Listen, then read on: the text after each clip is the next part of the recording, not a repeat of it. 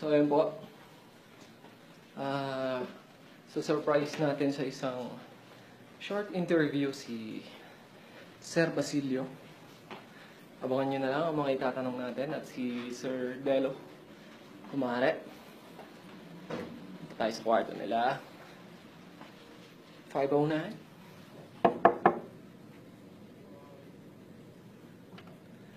Natin ngayon, ha? Sino magbubukas? Yun ang unahin natin.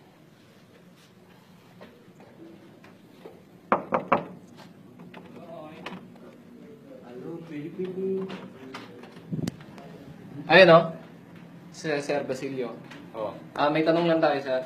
ano yun? Pwede bang mangyari ang Sinyo versus Basilio sa flip top? Pwede naman, bakit hindi? Kasi mahusay din naman to si Sinyo.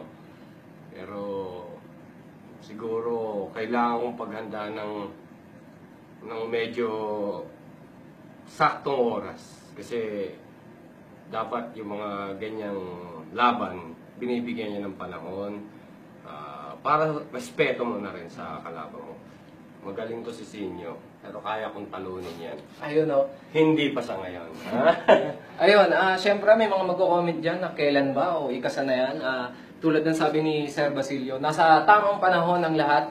Ayaw naman namin na madaliin tong battle dahil syempre gusto namin yung mag-enjoy din kami pareho at lalong-lalo na kayo syempre. Isang classic battle to kung sakali man na mangyayari. Pero kung kailan, anong event, saan mangyayari, hindi pa natin alam. At pares din namin hindi alam kung kailan yun.